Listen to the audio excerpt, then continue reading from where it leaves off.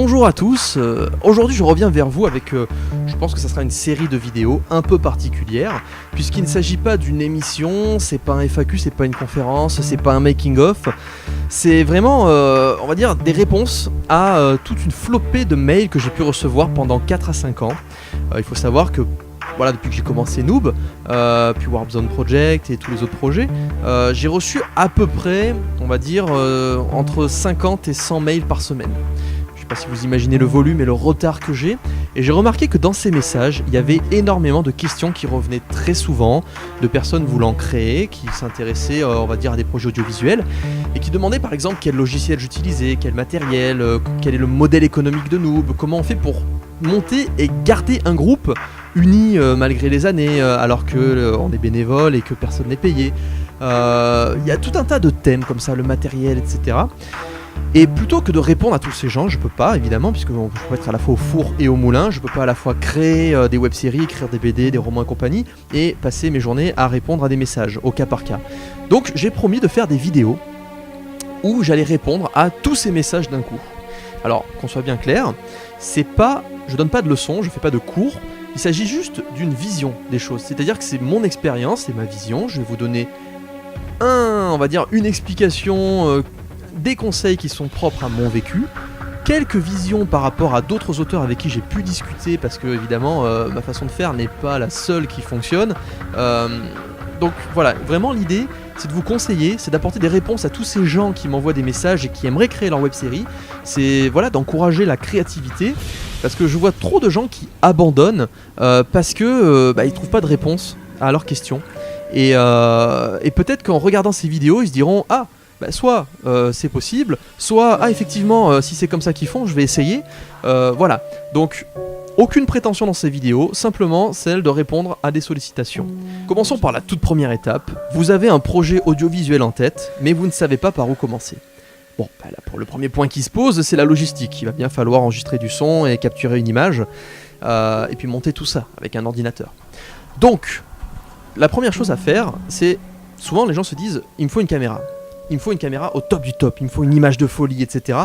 Et j'ai remarqué que souvent ceux qui veulent se lancer dans le projet vont dépenser toute leur énergie et peut-être même toutes leurs économies dans une caméra de folie, en se disant j'ai la caméra du siècle, c'est bon, ça commence bien, on a du matos de folie, une image au top. Oui, mais non, en fait, moi c'est vraiment pas ce que je conseille au début. Alors si vous sortez d'une école de cinéma, oui effectivement, commencez avec du bon matos, vous avez déjà un savoir-faire. Mais si jamais vous n'avez pas encore de savoir-faire et que vous allez faire vos armes, ne prenez pas une caméra de folie. Commencez avec un truc pas cher. On a la chance d'être à l'époque du numérique.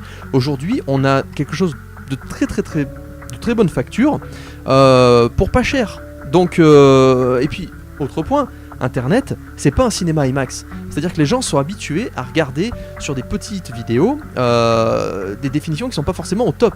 Je vais prendre quelques exemples tout bêtes qui prouvent que la qualité d'image, c'est pas ça qui va déterminer votre succès futur, entre guillemets. Norman et Cyprien, webcam. Ils ont commencé avec de la webcam, c'est pas une qualité d'image de folie, mais ils ont eu un concept génial, ils sont bons, ils font des millions de vues, tout simplement. Un autre exemple, prenez un chat, le Harlem Shake ou toutes ces conneries là, c'est filmé souvent avec une caméra toute pourrie et ça fait des millions de vues. Et c'est pas parce que c'est de la haute définition. Donc voilà, souvent c'est ça qu'il faut prendre en compte. Les gens se disent j'ai la caméra de folie donc c'est bon, je vais être crédible et avoir beaucoup de vues. Oui, c'est mieux si vous avez une bonne caméra, mais c'est pas sur ça qu'il faut se baser au début. Pour commencer, faites vos armes, trouvez un bon concept, une bonne idée, mettez-la en image et surtout soyez raisonnable. Ne dépensez pas tout votre argent dans la caméra et n'oubliez pas une chose, et ça c'est souvent quelque chose que je remarque, les gens se focalisent sur la qualité de l'image et en oublient le son. Et donc ils vont acheter une caméra, ils vont se ruiner, ils ont plus de sous pour le micro après. Mais c'est super important le micro.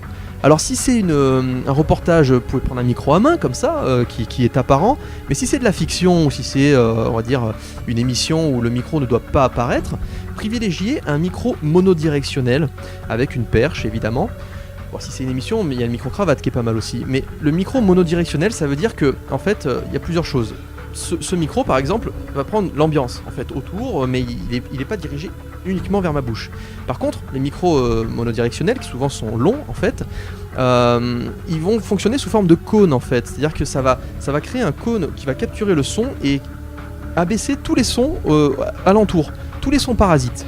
Donc ça c'est plutôt pas mal, privilégiez ce genre de choses, vous pouvez en trouver à 200, 300 euros, c'est une somme, c'est vrai, mais en même temps l'audiovisuel ça n'est pas totalement gratuit, donc faites-vous prêter ça, mais le son c'est ultra important. Vous pouvez avoir la dernière caméra de folie quoi qu'ils utilisent pour Bilbo le Hobbit, si vous avez un son qui fait tout pourri, mais ça sert à rien, personne ne regardera aujourd'hui, ce qu'il faut vous dire, c'est qu'Internet, il y a de tout. Il y a beaucoup de choix, donc si quelqu'un regarde la vidéo et qui ne prend pas plaisir à regarder votre vidéo à cause d'un problème logistique, il va zapper. Donc votre budget doit prendre en compte une caméra d'une qualité qui correspond un peu à votre niveau. Si vous n'avez encore jamais fait d'audiovisuel, prenez une caméra à un prix raisonnable. Et il faut un micro. C'est chiant, hein, c'est vrai qu'on se dit le micro c'est pas top, je vais dépenser 300 euros pour juste un petit truc comme ça là. Oui, mais c'est important, c'est très très très important. Et ensuite il y a l'ordinateur. Aujourd'hui, les ordinateurs sont quand même beaucoup plus abordables et sont beaucoup plus puissants qu'avant. Même une entrée de gamme peut faire de la vidéo aujourd'hui. Donc que ce soit l'ordinateur de vos parents, que ce soit celui d'un pote ou quoi que ce soit, tout le monde aujourd'hui peut avoir accès à un ordinateur à un moment ou à un autre. Et pouvoir faire des petits montages simples. Ne commencez pas avec une super production hollywoodienne. Voilà, un petit ordinateur que vous allez soit économiser pour acheter, soit vous faire offrir à Noël par toute votre famille, soit vous faire prêter. Et puis donc voilà, la petite caméra. N'oubliez pas une chose aussi, c'est que même les appareils photo aujourd'hui, que ce soit les beaux appareils photo réflexes ou tout simplement votre portable, ça filme aussi. Et ça peut suffire pour commencer, hein. Ça peut suffire. Il y a du festival de la web, pas de la web série, il y a du festival, on va dire, du court métrage sur téléphone portable. Et j'ai vu le gagnant, c'est beau ce qu'il a fait, hein. Il a fait un court métrage vraiment très très intéressant. Donc aujourd'hui, même les téléphones filment en HD. Alors pour le son, c'est pas top, mais pour commencer, c'est plutôt pas mal. Vous pouvez prendre un son un petit peu à l'écart. Dans un boîtier externe. Voilà, donc c'est tout un tas d'éléments en vrac qui concernent le côté purement logistique. Puisqu'on en est dans la logistique, on va parler du logiciel aussi. Les logiciels, personnellement, j'ai commencé sur du logiciel tout pourri. Logiciel de montage de base, c'était pas Windows Movie Maker, c'était la version un peu au-dessus, ça s'appelait YouLead Video Studio à l'époque. Il y avait une piste pour les vidéos, et c'était très très très peu malléable. Alors, deux optiques. Si vous êtes quelqu'un qui a déjà une formation, oui, commencez de suite sur du logiciel professionnel, comme Avid, comme Adobe Premiere ou Final Cut, par exemple, pour citer les principaux. Y a des gens qui vont être courageux, qui vont se dire dès le début, allez, moi je me forme de suite sur un logiciel professionnel, comme ça c'est fait, etc. Mais beaucoup se cassent les dents et se disent, attendez, voilà, le montage c'est censé être simple, c'est censé prendre des vidéos, les couper un peu comme un puzzle et les assembler. Et je me retrouve avec des boutons partout, je comprends rien, les encodages, les machins, il n'y a rien qui est préparamétré, etc. C'est super compliqué. Donc si vous commencez, ne voyez pas trop grand. Ne voyez pas trop grand, n'achetez pas une caméra hors de prix, n'achetez pas un micro perche à 2000 euros, n'achetez pas voilà, des licences hors de prix et c'est pas ça qui fera vos vues. C'est votre concept, c'est votre énergie, c'est le temps que vous allez accorder à vos projets et votre obstination, on en parlera plus tard. Voilà, donc au niveau d'un point de vue purement logistique, c'est simple, pour faire toutes sortes de projets audiovisuels, une caméra, un micro, une perche et un ordinateur. Si vous avez ça, vous pouvez faire tout ce que vous voulez, du Noob, du Cyprien, vous pouvez absolument faire la même chose que nous parce que ce qu'on fait, c'est tout à fait abordable. Il faut juste beaucoup d'énergie, beaucoup d'envie et beaucoup de patience. Donc voilà, le point purement logistique est passé et on va passer au suivant.